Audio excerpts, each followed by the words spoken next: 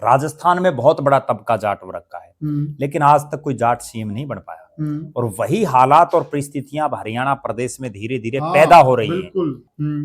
कांग्रेस में चौधरी भूपेंद्र सिंह हुड्डा के अलावा दो बड़े जाट परिवार थे। चौधरी बंसीलाल की पोती को टिकट ना दिलाना और चौधरी छोटू राम के जो राजनीतिक वारिस हैं ब्रिजेंद्र सिंह, उनकी टिकट काटना। उन्होंने अपने कार्यकाल में किसी भी जाट चेहरे को फुल फ्लैश पावर नहीं दी, किसी को उभरने नहीं दिया, किसी को प्रदेश का अध्यक्ष तक बनने नहीं दिया। तो भूपेंद्र सिंह हुड्डा मुख्यमंत्री बने, उन्होंने धीरे धीरे तमाम जाट जो चेहरे थे उनको खुदे लाइन लगाना शुरू कर दिया। अच्छा, हरियाणा प्रदेश की राजनीति में कई जाट चेहरे ऐसे थे जो राजनीतिक रूप से मुख्यमंत्री की रेस में थे, कई चेहरे ऐसे थे जो मंत्री बनने की रेस में थे और ज्यादा समय तक जाट नेता प्रदेश के मुख्यमंत्री रहे हैं जी। चाहे वो हरियाणा प्रदेश में चौधरी बंसीलाल रहे हों, चौधरी देवीलाल रहे हों, चौधरी ओम प्रकाश चौटाला रहे हों, मास्टर हुकम सिंह रहे हों, चौधरी भूपेंद्र सिंह हुड्डा रहे हों। राजनीति की दुनिया की बात करें तो साथियों, हरियाणा के अंदर एक बात बड़ी जोर शोर से चल रही है। अटकलों का बाजार पूरी तरह से गर्म है। क्या हरियाणा में जाट राजनीति के युग का अंत हो चुका है? जी हां साथियों, बिल्कुल। लोगों ने यहां तक कहना शुरू कर दिया कि भविष्य में अब हरियाणा प्रदेश के अंदर जाट मुख्यमंत्री का बनना लगभग नामुमकिन हो गया है। तो ऐसा क्या हुआ जो हरियाणा के अंदर बहुत लंबे समय तक जाट मुख्यमंत्री रहे? जो शीर्ष पद है हरियाणा के, उस पर जाटों का एक छत्र राज रहा। परंतु आज लोगों ने यहां तक कहना शुरू कर दिया है कि अब हरियाणा में जाट मुख्यमंत्री नहीं बनेगा और धीरे धीरे जो बड़े जाट लीडर हैं वो खत्म होते हुए जा रहे हैं। तो ये सारी जो बातें हैं क्यों हुई और जाट लीडरों को खत्म करने का श्रेय किस जाट नेता को जाता है? क्योंकि यह भी कहा जा रहा है कि जाटों को खत्म जाटों ने ही किया। ऐसा कौन सा हरियाणा में नेता है जिसने जाट नेताओं को खत्म करने का काम किया? यह सारी बात करेंगे हम वरिष्ठ पत्रकार और राजनीतिक विश्लेषक प्रद्युमन जोशीला जी से। प्रद्युमन भाई राम राम। राम राम जी, सभी दर्शकों को नमस्कार, राम राम।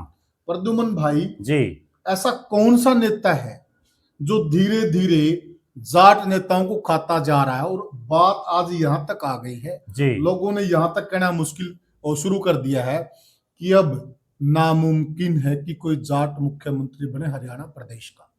देखो, निश्चित रूप से आप जो बात कह रहे हैं जी, वो धरातल पर भी वो सच्चाई है।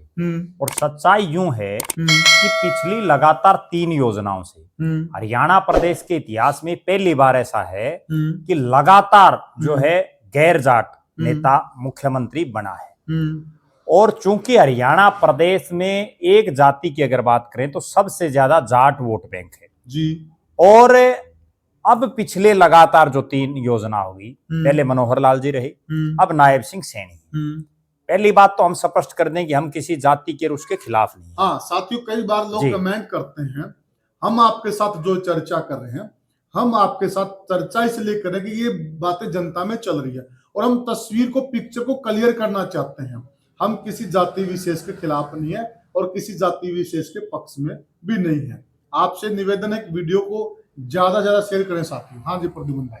तो हरियाणा प्रदेश की अगर हम बात करें, हरियाणा प्रदेश में आज तक के इतिहास में सबसे ज्यादा जाट नेताओं ने मुख्यमंत्री की कुर्सी पर वो को सुशोभित किया है। बिल्कुल सही कहा। सबसे ज्यादा समय तक जाट नेता प्रदेश के मुख्यमंत्री रहे हैं जी। चाहे वो हरियाणा प्रदेश में चौधरी बंसीलाल रहे हों, चौधरी देवीलाल रहे हों, चौधरी ओम प्रकाश चौटाला रहे हों, मास्टर हुकम सिंह रहे हों, चौधरी भूपेंद्र सिंह हुड्डा रहे हों, तमाम। और इसमें एक चीज और भी हम जोड़ सकते हैं जी, अगर चौधरी भजनलाल मुख्यमंत्री रहे, वो भी जाटों की ब्रांच ही है। नहीं, वो वैसे तो जो बिश्नोई है वो जाटों से ही निकले, जाटों से निकले। और चौधरी भजनलाल जी ने तो ये बाकायदा मान्या भी है, उन्होंने तो अपनी फरज तक भी दिखाई थी जी। ठीक है कि उस समय हालात और परिस्थितियां ऐसी बनी कि वो चीजें सिरे नहीं चढ़ पाई किसी वजह से। बिल्कुल। अब जो असली बात, जो मुद्दे की बात है, वो ये है कि आखिर ऐसी क्या हालात और क्या परिस्थितियां हो गई कि फिलहाल कोई जाट चेहरा ऐसा दिखाई नहीं दे रहा जो मुख्यमंत्री की कुर्सी के नजदीक तक भी हो। सही कहा। और उन जाट जितने नेता थे उनको खत्म कैसे किया गया और धीरे धीरे कैसे उन जाट समाज के नेता जो अलग अलग पार्टियों में थे और उनको धीरे धीरे किस तरह से साइडलाइन किया गया जी, उस पर जब हम चर्चा करेंगे, और गंभीर विषय है ये, जब दर्शक इस चीज को समझेंगे और सुनेंगे तो वो भी इस चीज को मानेंगे कि वास्तव में अगर जाट समाज का राजनीतिक रूप से किसी ने सबसे ज्यादा नुकसान किया है, राजनीतिक रूप से जाट नेताओं को सबसे ज्यादा खुडे लाइन किसी ने किया है, तो वो शख्स कौन है जी। अब मैं सिलसिलेवार तरीके से आपको बताता हूं जी। 2005 के चुनाव से पहले हरियाणा प्रदेश में राजनीतिक रूप से जो राजनीति थी वो 3 लालों के इर्द गिर्द घूम रही थी। सही कहा। चौरी देवीलाल, चौरी बंसीलाल, चौरी भजनलाल। चौरी देवीलाल के बेटे चौरी ओम प्रकाश चौटाला भी मुख्यमंत्री कई बार बन चुके। बिल्कुल। उसके बाद 2005 तक हरियाणा प्रदेश की राजनीति में कई जाट चेहरे ऐसे थे जो राजनीतिक रूप से मुख्यमंत्री की रेस में थे, कई चेहरे ऐसे थे जो मंत्री बनने की रेस में थे और कई अलग अलग उच्च पदों के लाइन में थे। कांग्रेस पार्टी का राज बन गया और लगभग जो जाट नेता थे, चूंकि चौरी देवीलाल की जो इंडियन नेशनल लोकदल जो पार्टी थी ओम प्रकाश चौटाला की, वो तो उनकी खुद की पार्टी थी घर की, और कांग्रेस पार्टी एक राष्ट्रीय पार्टी थी जी। तो बड़े जितने चेहरे थे वो कांग्रेस पार्टी में थे, क्योंकि वहां तो एक फेस था चौरी देवीलाल चौधरी ओम प्रकाश चौटाला का, जबकि कांग्रेस में कई ऐसे नेता थे जो उस चेहरे, उनके अलग अलग चेहरे थे। हुआ क्या कि चौरी भूपेंद्र सिंह हुड्डा प्रदेश के मुख्यमंत्री बने जी। जब वो मुख्यमंत्री बने उस समय चौरी बीरेंद्र सिंह एक बड़े जाट नेता थे जो जाट समाज से आते हैं। यहाँ दर्शकों को एक बात मैं और क्लियर कर दूं कि यहाँ जाट नेता का अभिप्राय हमारा ये नहीं कि वो केवल जाटों के नेता थे जी। हमारा अभिप्राय इस वीडियो में ये है, जहां भी हम जाट नेता का यूज कर रहे हैं, कि वो जाट कौम से संबंध रखते हैं। वो नेता तो सभी जातियों के, सभी धर्मों के हैं बिल्कुल, और पूरे समाज के हैं जी। चौधरी बीरेंद्र सिंह थे, चौधरी बंसीलाल के बेटे चौधरी सुरेंद्र सिंह थे, चौधरी धर्मवीर सिंह जिन्होंने 3 पीढ़ियों को चुनाव हराया हुआ था, वो उसके अंदर थे उस फेरिस्त में, और इनके अलावा कई और नेता थे जो दूसरे नंबर, तीसरे नंबर के पायदानों में थे जी। रघुबीर सिंह काद्यान थे, बड़े नेता थे। आनंद सिंह डांगी थे, बड़े नेता थे। हुआ क्या कि 2005 में जब चौरी भूपेंद्र सिंह हुड्डा मुख्यमंत्री बने, उन्होंने धीरे धीरे तमाम जाट जो चेहरे थे उनको खुडे लाइन लगाना शुरू कर दिया। अच्छा। और खुडे लाइन इस तरह से किया कि कोई मारे भी और रोने भी ना दे, अगले को एहसास भी नहीं हुआ, और धीरे धीरे धीरे धीरे इस तरह से पर कतरे गए कि सभी साइड लाइन हो गए। कोई पार्टी छोड़ गया, कोई पार्टी में रहा तो वहीं उनके नीचे काम करना पड़ा। वरना ये जो मैं नेता आपको बता रहा हूँ, चाहे वो चौरी बीरेंद्र सिंह हो, वो राजनीतिक रूप से बहुत सीनियर हुड्डा साहब से रहे। ये ऐसा हम क्यों कह रहे हैं साथियों? अगर आपने गत विधानसभा चुनाव देखा, आपको ध्यान है, क्योंकि बिल्कुल ताजी बातें ही हैं। आप देखिए इस चुनाव के अंदर उचाना के अंदर ब्रजेंद्र सिंह ने दीपेंद्र सिंह हुड्डा की रैली करवानी पड़ी। समझ रहे ना आप? उनकी अधीनता स्वीकार करनी पड़ी। क्या में प्रद्युमन भाई? बिल्कुल साफ संकेत है। हुड्डा साहब जब मुख्यमंत्री बने तो हो सकता है उन्होंने ये ठान ही लिया हो कि मेरे पैरेलल या मेरे से ऊपर या मेरे से नीचे जितने नेता हैं, या तो वो मेरे नीचे काम करें जी, वरना पैरेलल कोई ना रहे। और उसका नतीजा ये रहा कि उन्होंने जो अपनी कैबिनेट बनाई उसमें आनंद सिंह डांगी जैसे इतने सीनियर नेता को जगह नहीं दी, रघुबीर सिंह काद्यान को एक बार जगह नहीं दी, दूसरी बार विधानसभा का स्पीकर बनाया जी।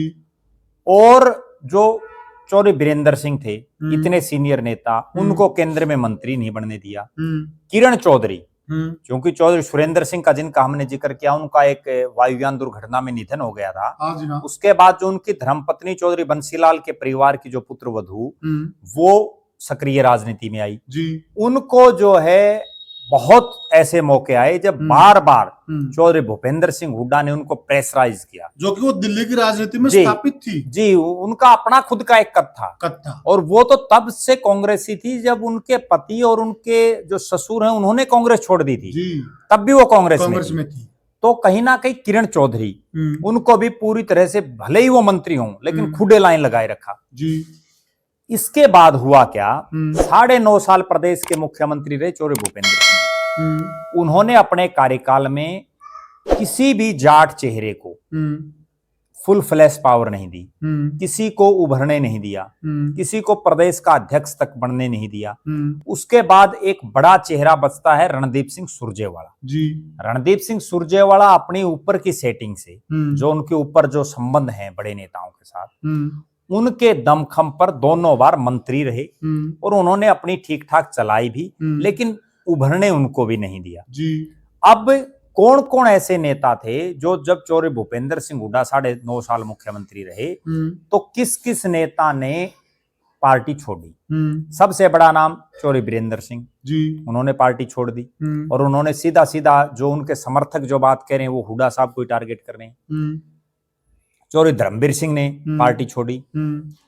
एक बड़े चेहरे जो चौधरी देवीलाल की नर्सरी से पैदा हुए प्रोफेसर संपत सिंह जी, प्रोफेसर संपत सिंह को 2009 में विधायक बनाया।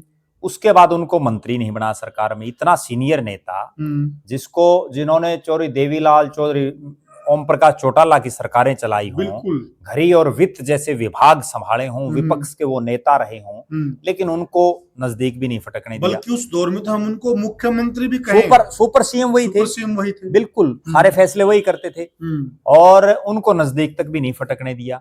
उसके बाद उनकी टिकट तक भी काट दी, 2019 में भी टिकट काटी, 24 में भी टिकट काटी जी। तो कहने का मेरा तात्पर्य ये है कि 2005 से और 2024 तक चौधरी वीरेंद्र सिंह ने पार्टी छोड़ी, किरण चौधरी ने पार्टी छोड़ी, श्रुति चौधरी ने पार्टी छोड़ी, चौधरी धर्मवीर सिंह ने पार्टी छोड़ी, प्रोफेसर संपत सिंह ने पार्टी छोड़ी और जो 3 नेता बचे, रणदीप सिंह सुरजेवाला अपने ऊपर की पहुंच से जो है बरकरार हैं, रघुवीर सिंह काद्यान, उनका आप देख लीजिए, उनको इतना सीनियर विधायक जो प्रोटेम स्पीकर लगातार बन रहा हो और 7वीं बार बना है, उनको भी कोई खास बहुत जो तवज्जो के वो हकदार हैं, एक विधानसभा तक सीमित कर दिया जी। सिर्फ उनको अपनी एक बेरी की जो सीट है वहां तक सीमित करके रख दिया, कठपुतली बना दी। वरना रघुवीर सिंह काद्यान बड़े क्रांतिकारी नेता थे और उनका एक बड़े जुझारू नेता थे, लेकिन केवल एक सीट तक सीमित। आनंद सिंह डांगी को एक सीट तक सीमित कर दिया। तो कहीं ना कहीं उभारने की बजाय उन्होंने नेताओं को दबाने की या इन जाट चेहरों को खुदे लाइन लगाने का प्रयास किया। आप ये बताइए, दर्शक भी ये बताएंगे कि 2005 से पहले तो हुड्डा साहब प्रदेश के सीने में कहीं थे नहीं जी। हालांकि वो विपक्ष के नेता और प्रदेश अध्यक्ष रहे थे कुछ समय तक। 2005 से और 2024 लगभग 20 साल, 20 साल में कितने जाट चेहरों को चौधरी भूपेंद्र सिंह हुड्डा ने उभारा जी। कितने ऐसे जाट चेहरे हैं जिनको चौधरी भूपेंद्र सिंह हुड्डा ने तवज्जो दी जी। हालात और परिस्थितियां ये हैं कि जितने जाट चेहरे पहले विधायक बनते थे अब कितने बने हैं, आप अंदाजा लगाइए। आपको एक और बड़ी कड़वी बात बताऊं, हम हिसार जिले की ही बात करें। हिसार जिला जो है ज्यादा से ज्यादा जाट वोट सबसे ज्यादा है जी। उसके बावजूद 7 सीटों में केवल 2 जाटों को टिकट दी। कहीं ना कहीं ये दर्शा रहा है। दूसरी बात, लोकसभा का चुनाव हुआ, कांग्रेस में चौधरी भूपेंद्र सिंह हुड्डा के अलावा 2 बड़े जाट परिवार, चौधरी बंसीलाल की पोती को टिकट ना दिलाना और चौधरी छोटू राम के जो राजनीतिक वारिस हैं ब्रिजेंद्र सिंह, उनकी टिकट काटना। कहीं ना कहीं ये दर्शा रहा है।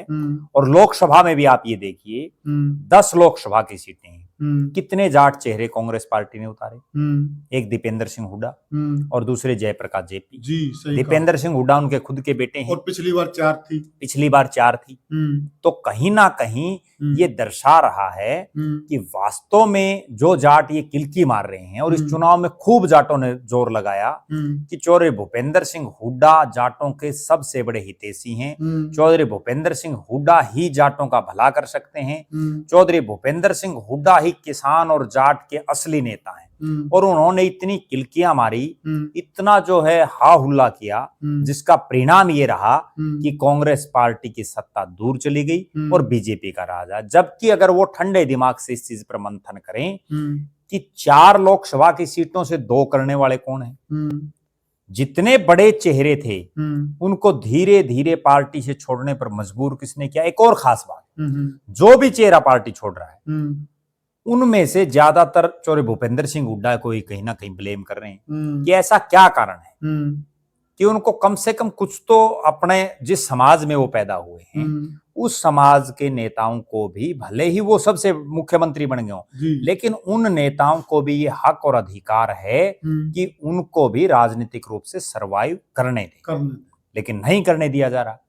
तो कहीं ना कहीं ये जो मैं बात बता रहा हूं आपको बड़ी गंभीर और चिंतनीय विषय है, और इतना चिंतनीय है कि जब आप आंखें खोल कर दर्शक और कान खोल करके जब ये चीजें सुनेंगे, देखेंगे, तो उनको समझ आ जाएगा कि वास्तव में हमारा समाज राजनीतिक रूप से कमजोर क्यों होता जा रहा है। एक बड़ी गंभीर मैं बात बताऊं, राजस्थान में बहुत बड़ा तबका जाट वर्ग का है, लेकिन आज तक कोई जाट सीएम नहीं बन पाया, और वही हालात और परिस्थितियां हरियाणा प्रदेश में धीरे धीरे पैदा हो रही हैं, और वो केवल इसलिए पैदा हो रही हैं कि जाट समाज के जो युवा, जाट समाज के जो वरिष्ठ नेता, उनके ऊपर फुल स्टॉप लगा दिया गया, उनको आगे उभरने का मौका नहीं दिया जा रहा। केवल जो चौधरी भूपेंद्र सिंह हुड्डा और दीपेंद्र सिंह हुड्डा की हाँ में हाँ भरते हों, या केवल जो उनके नीचे काम कर सकते हों, ऐसे नेताओं को ही जो है कोई एमएलए या ज्यादा से ज्यादा एमपी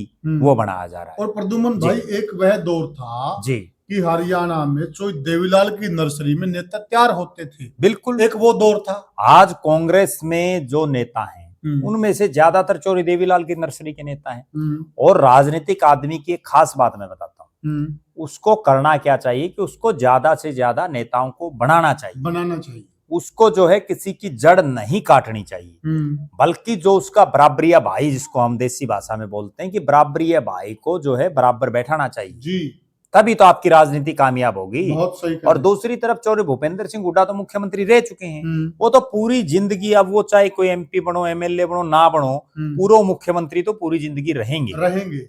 तो जो जाट समाज से मुख्यमंत्री बने हैं उसमें उनका नाम आएगा, लेकिन उनको जो समाज के और लोग हैं जो कोशिश कर रहे हैं, इस चुनाव में भी आप देखिए किस तरह से जो जाट डोमिनेटेड सीट या जो किसान वर्ग से डोमिनेटेड सीट, और उन पर भी जिस तरह से टिकटों को काटा गया है, कहीं ना कहीं ये दर्शा रहा है कि आप किस तरह की राजनीति कर रहे हैं। सही कहा। आखिर ये राजनीति जा कहां रही है, ये बड़ा चिंतनीय सवाल है। हालांकि बहुत से नेता, मुझे कहने में कोई गुरेज नहीं, बहुत से कार्यकर्ता जिनकी सोच सिर्फ नारे लगाने तक की, जिनकी सोच सिर्फ ये है कि कहीं चौधरी भूपेंद्र सिंह हुड्डा और दीपेंद्र सिंह हुड्डा हमसे नाराज ना हो जाएं, नंबरी वो लोग हो सकता है इस वीडियो के बाद हमारे से नाराज भी हो जाएं, लेकिन जो सच्चाई है वो सच्चाई है, हकीकत है वो हकीकत है, और उस हकीकत को एक्सेप्ट भी करना चाहिए। बिल्कुल, कहीं ना कहीं जब हम हकीकत को स्वीकार करेंगे, उन चीजों पर काम करेंगे, तभी आगे कुछ हो सकता है, तभी उसका सॉल्यूशन होगा। जो हम और आप और जो सबको पता है कि तीसरी बार लगातार कांग्रेस आ रही है, जब इस पर आप आत्म मंथन करेंगे, तब आप ये पाएंगे कि जो हम बात कह रहे हैं कि वो बात भी ठीक है। और किसके नेतृत्व में हारी है जी, तीनों बार किसका नेतृत्व था आप जी भली भांति जानते हैं जी। हमारी किसी से कोई पर्सनल हमारा वो नहीं है जी, कोई टशन नहीं है किसी से, सबसे हमारी बढ़िया राम राम है साथी। हम आपको सच्चाई से अवगत कराना चाहते हैं, केवल और केवल नहीं। मैं तो एक बात और कहता हूं, आज प्रदेश की राजनीति में दीपेंद्र सिंह हुड्डा भले ही अब वो ये चुनाव हारने के बाद जो है घर बैठ गए हैं, ज्यादा नहीं सक्रिय हैं, वरना तो पिछले 10 साल में जितनी मेहनत ग्राउंड पर दीपेंद्र सिंह हुड्डा ने की है कोई आदमी नहीं कर सकता। हम उनकी बड़ाई भी करते हैं हाँ। जब वो सही काम कर रहे हैं, उनसे नम्र विनम्र कोई नहीं है। जिनका पिताजी 9.5 साल मुख्यमंत्री हो और वो इतने नम्र स्वभाव के दिखाई आज भी दे रहे हो, तो निश्चित रूप से हम उनकी बड़ाई भी करते हैं, लेकिन जहां कमी दिखाई देती है तो वो भी बताना हमारा काम है। क्या प्रद्युमन जी। भाई अब वक्त आ गया है जी। भूपेंद्र सिंह हुड्डा ने पूरी तरह से कमान दीपेंद्र हुड्डा को दे देनी चाहिए?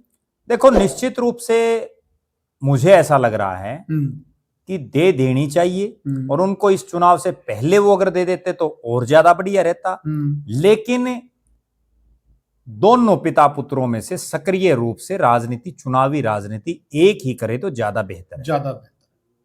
तो जी। साथियों, हमने चर्चा की कि आखिर में नेता क्यों खत्म होते जा रहे हैं, और एक एक बिंदु को बहुत ही अच्छी तरीके से भली भांति भाई प्रद्युम्न ने छुआ। कोई ऐसा पॉइंट इन्होंने नहीं छोड़ा। आप क्या मानते हैं?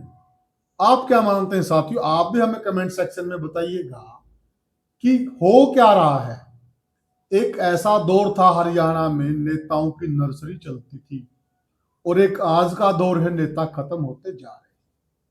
कमेंट सेक्शन में जरूर बताइएगा, और वीडियो को ज्यादा ज्यादा शेयर कीजिएगा, चैनल को सब्सक्राइब कीजिएगा। तो साथियों, अब लेते हैं आपसे विदा। राम राम राम।